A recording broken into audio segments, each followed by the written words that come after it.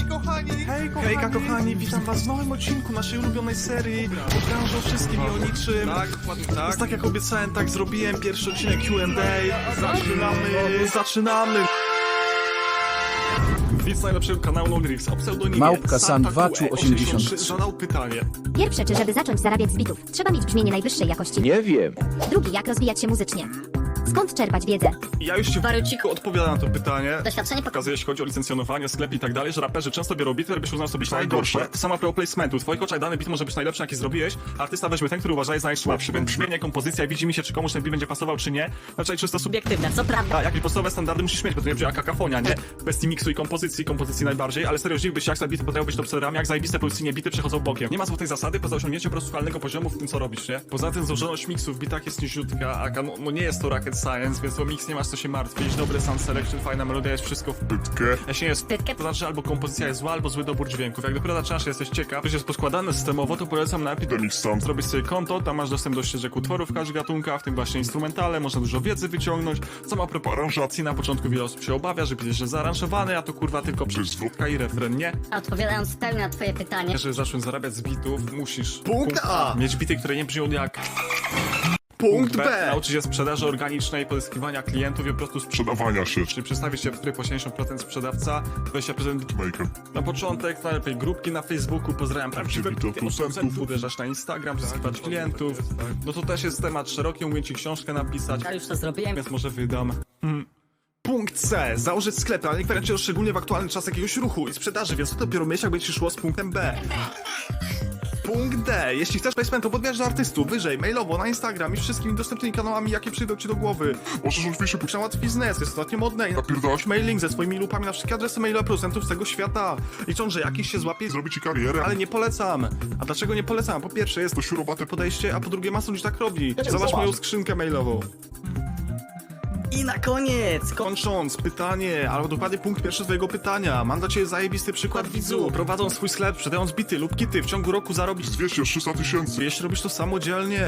A czekając na błogosławieństwo artysty mainstreamowego, jeśli też uzna koniec końców, że wyda te rzeczy, co zrobiliście razem, zrobisz w ciągu roku, no jeśli zrobisz 10 utworów z czołówką sceny, co jest dużą liczbą, tak czy siak, to zarobisz 20 tysięcy złotych. I tutaj zawyżam, bo zależy ile wynegocjujesz. Ja widziałem na albumie po 600 zł, widziałem też umowy po 2000, 3000 w latach 21-22, więc zrób sobie kalkulację i pomyśl, co jest bardziej wynagradzające. Chcesz się szarpać i słuchać oberg, że jesteś Zjebany od klienców, Wielkich artystów. czy boisz być w pełni zależny od ciebie, jeśli chodzi o twój sukces. Proste.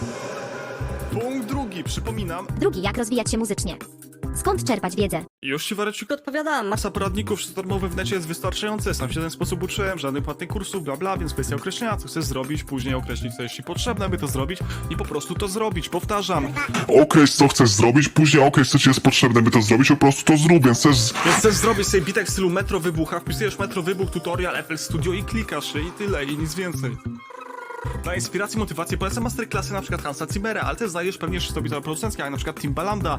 To fajne masterclassy, jak chłop nagrywa te bity, nagrywając swój wokal do mikrofonu i później ten wokal sobie przekształcają jego inżynierowie w instrumenty. Polecam, fajna metoda, sam też parę razy stosowałem. A jak przerabiasz poradniki, to błąd taki ja robiłem na początku, był taki, że często bingowałem te poradniki, oglądałem masę tego, a nic nie robiłem, więc jak już oglądasz poradnik, to ta sobie dawa kurwa obok i powtarzaj wszystkie kroki, co w poradniku na bieżąco, więcej się nauczysz i czasu zaoszczędzisz. Jo! Warto też rozkładać utwory, a nawet lubię sobie na construction kity z paczek gotowych. zobacz, jak to się jest zrobione. Nasze lubki tyche. I pamiętaj, Daj referencję. zawsze referencje, szczególnie na początku, jak już masz okres zabawy za sobą, czy sobie poklikałeś w tym FL-ku, jesteś szczęśliwy, Ja chcę coś na poważnie. nie? To forsuj się kurwa do robienia różnych gatunków na podstawie referencyjnych tracków, które się Podobają. Więc na ten temat posłuchasz w drugim odcinku vloga. Wielki test epetów. Link w opisie. A jak nie wiesz, jak gita wybrać, to polecam Studio One, najlepsze na świecie. Wcześniej używałem FL Studio, Abletona, Cubase'a i zostałem przy Studio One od 3 lat. Ale jak chcesz robić czysto bity, to myślę, że nie ma lepszej opcji niż FL. U nas większość właśnie robi w FL-u. Ja słyszę Fela w byczku. Wjeżdżam na peron jak kowar na rejon. Piątki się dzielą się Pytanie numer 2 od użytkownika. Małpka Barney. Pytanie brzmi: Mówiąc, że odchodzisz z branży, to gdzie się przenosisz? Dobra, Tomek, odpowiedz. No słuchaj, pracuję umysłowo, tak? Czyli myślę, jak to zarobić. Wiesz, że jestem biznesmenem, deweloperem, A co budujesz? własną osobowość i charakter. A tak serio, to ja zrobię inwersję twojego pytania. Odpowiem na od drugiej strony, a dokładnie dlaczego ja tą branżę sikam? A dlatego, że jest w pizdę niewdzięczna, fałszywa, pozerska i czas taki poświęca na budowanie wizerunku tutaj na naszej scenie, napisanie kontraktów, latanie z raperami, robienie 7 wersji utworów. Bo się dowiedzieć, że nic z tego nie wyjdzie, jest kurwa stratą czasu. Dopraszanie się o głupoty jak zajksy, czy wpisywanie ksywy sobie w umowie, no szkoda gadać, wystarczy rozwijać się w pełnym vlogu, bo to kurwa... Nie dam rady teraz, nie dam rady, no kurwa. Są też oczywiście ludzie normalni. Narracja jest negatywna nie bez powodu i też Też patrząc na nasze osiągnięcia, myślałbyś tym bardziej, że nie powinien mieć powodu. No ale to, co jest za kurtyną, niestety to jest jakiś syf. Że dramat. Nie potrzebujesz latać za gościem, to macie w chuju, by się spełniać muzycznie, pamiętaj. Powtarzam, nie potrzebujesz latać za gościem, który macie w chuju, by się spełniać muzycznie. Pamiętaj, to nie jest twoja winda, kurwa. Wiesz, ta branża producencka nas w Polsce to jest dobra gra dla małolatów, co dłonie trzymają więcej niż 200. Kuszą ich popularnością, że wiesz, duży artysta, że to jest to coś. poza tym weź pod uwagę, że malutkiemu procentowi udaje się robić po pierwsze hity, po drugie przebić się w ogóle na tej scenie zaczynają dłużej niż parę lat i robisz tajnie ruchy, więc jeśli chcesz być całkowicie niezależny, I bazować swój sukces, zarobki i dalsze spokojne życie, to nie czekasz, że jakiś raper masz, użyje twojego biletu zapłaci drop, tylko napierdalaj swoją markę, produkty i wszystko możesz robić, niezależne od decyzji kogoś wyżej. Powtarzam, Rób wszystko, co będzie niezależne od decyzji kogoś wyżej. i to był właśnie nasz sukces od początku, ta cała infrastruktura, którą tutaj na te polskie warunki udało mi się stworzyć. Pamiętaj, że teraz od producentów bardziej wymaga się wizerunku, followingu niż samej produkcji, jako podwykonawca, czyli stanie gdzieś w tle za artystą. Jeśli będziesz tego typu gościem, to nikt nie będzie cię brał na poważnie. Powtarzam, od producentów bardziej wymaga się wizerunku, followingu niż samej produkcji. Zresztą, czy słyszałeś, by producenci otwarcie mówili o swoich zarobkach, by się obnosili z tym życia jak raperzy, bo no ja nie słyszałem, jedyne co słyszałem to wiedzę, jaką mam z prywatnych rozmów i jest co najmniej śmiesznie. Tak śmiesznie, że jak producenci hitów ostatnich lat pokazali publicznie, ile dostali na umowach, to pół Polski wcisnął bekę. U nas jak zrobisz hit, no taki serio kurwa hit, łącznie z Zajksem, jak już ci pozbierają wszystko, to będzie stać po roku na jakiegoś fajnego golfa TDI z 11 roku i to w polotach, jakbyś nie wydała nic na życie, ale byku, kurwa, jak są dołożyć, to nie będzie wstydu się pogadać przy raperze, który siedzi W Mercedesie za $500 000, czy to w leasingu, czy nie, jeden chuj, ale płytę ci może wyślą wyróżnienie, vloga nagrać sobie powiesisz na ścianie, nie? No jest rozstrzał, szczególnie jak popatrzysz sobie na vlogi producentów z USA. Jeśli ktoś planuje żyć samych placentów na jakimś poziomie, uznajmy poziom 300 000 miesięcznie, ale nie po paru latach ciągłego napierdalania. i już będąc legendą z kilkuletnim doświadczeniem na scenie, to To podziwiam i szanuję cię za odwagę. Serio, jest tyle lepszych. tych opcji jak będę miał syna kiedyś i powiem, że chciałby w przyszłości być producentem muzycznym i produkować dla mainstreamu, to wyrzucę małolata kurwa przez okno, obiecuję. Dobra, Pytanie numer 3 od użytkownika Łukasz Małpka Koruchasz. Lukasz 4871. Pytanie o treści następującej. No dobra, ale jak wyjaśniła się sprawa z 2117 gangbangiem. Już się odpowiadam, wariaciku, na to pytanie. Odpowiem na to rebusem, proszę bardzo. Nie mogę nic powiedzieć na razie. Jak będę mógł, to cała Polska będzie wiedziała, ale są też inne sprawy w tle tego gatunku, które będą przełomowe, jeśli chodzi o sytuację producentów w tym kraju, więc stay tuned. To nie jest tylko jedna akcja. To więcej się dzieje. Jeśli ktoś się wiaczy, stanęliśmy na Instagramie, lekko poskrolujecie, macie posty, plus BDS zaproponowała tam tą kasę, co chcieliśmy, jak afera wyszła i zablokowali nam filmik z porównaniem, ale nie wzięliśmy i tyle. Pytanie numer 4. Pytanie od użytkownika o nazwie. Małpka PXNDA 16. Zapytał się. Pierwszy jak AI wpłynie na producentów wokalistów. I jeszcze 4 dodatkowe pytania, ale będziemy odpowiadać po kolei, po jednym, więc let's go! Z moim zdaniem, byczku, producenci będą musieli mieć mocny wizerunek sceniczny i być atrakcyjni komercyjnie, a custom mieć wartość wizerunkową współpracy. Producent będzie musiał być taki sam artystą wizerunkowy jak raper wokalista. Wszyscy, którzy boją się pokazywać, są nijacy, myślą, że będą siedzieć w piwnicy i klepać produkcję, a resztę zrobi wytwórnia, raper, menadżer, to niestety będą klepać biedę. Tak jest moje zdania. Producenci muszą być producentami wykonawczymi całych projektów, tego się będzie od nich Wymagać. Drugie, czy w tym momencie jest sens uczenia się produkcji muzyki? Czy uważasz, że jest to przyszłościowe? Szczerze, jeśli chcesz z tego zarabiać jakieś normalne branżowo pieniądze, mam na myśli, nie wiem, 50 000 złotych miesięcznie, to nie ma opcji, chyba że wierzysz, że jesteś genialnym producentem i jesteś w stanie Kręcisz się jak pewien znany producent. tu nas robi sobie... Monopol na połowę sceny to jest sens, ale czy to jest dobry powód? Raczej nie. Można się spełniać muzycznie, zarabiać o wiele przyjemniej. Jeśli robisz to z pasji, chcesz być artystą i wydawać swoją muzykę, I fascynuje cię to, jak na przykład mnie, zawsze jest warto to robić, jeśli sprawić to przyjemność. spełnia się w jakiś sposób przy tym. Kiedyś bym powiedział, że warto, nawet zarobkowo, ale rozwinie się w następnym odcinku. Pytanie trzecie. Jeżeli tak, to skąd czerpać wiedzę i jakie urządzenia rzeczy są niezbędne? Już ci odpowiadam. Internet, YouTube, darmowe poradniki, biblioteki muzyki, jak Epidemic Sound, gdzie możesz podejrzeć każdy baz, z jakiego jest dany utwór zbudowany, paczki construction kity, jak te, na których leciał Kubi z starych afer, Ale pozmieniać coś trochę byśmy nie skapnęli. plus podstawowy komputerek, sam mam staroci 5/4 generacji, daje radę. A jeśli dopiero zaczynasz, to trzeba nauczyć się grać na fortepianie. Pianie czy tam kontrolerze. Kolejna część pytania. Czwarty, jaki budżet trzeba przeznaczyć na początek przygody z produkcją muzyki? Już ci wariacie odpowiadam, okrągłe 0 zł, jeśli dobrze pływasz. A jeśli nie umiesz pływać, to Studio One ma fajną cenkę i fajne podstawowe wtyczki. Piąty, jak przebiega proces sprzedaży bitów? Super odcinek, czekam na kolejny emotikon uśmiech. Odpowiem na to pytanie wariaciku w pewnym vlogu, bo szeroki jest to temat. I cieszę się, że odcinek się spodobał. Kolejne pytanie! Małpka XXX7. Napisał.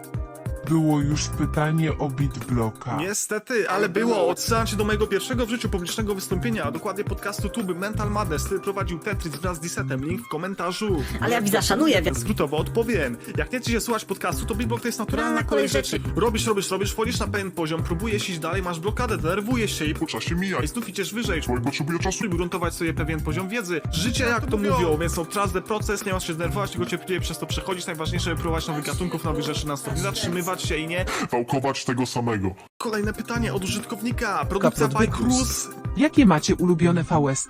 I tutaj wariaciku ci postaram się odpowiedzieć i koledzy z NoLinks też odpowiedzą, ale niestety nie każdy, bo się wstydzą, więc to co mi podesłali, wstawiamy. Z moich wyborów wariaci, powiem ci tak, a tutaj bierz pod uwagę, że mało bitów robię, więc tutaj ogólnie do produkcji, nie? Pakiet od Mastering the Mix, pakiet Waves, Nugget Master Check, pakiet Ozone, Tonal Balance z kontrolem, neutrony, nektary od Izotope, Pas dźwiękowych, Serum, Hybrid, Engine 2, kontakt, biblioteki od Spitfire, no masa masa tego, więc zostawiam miejsce miejsce dla chłopaków, byśmy je zmieścili w tym krótkim format.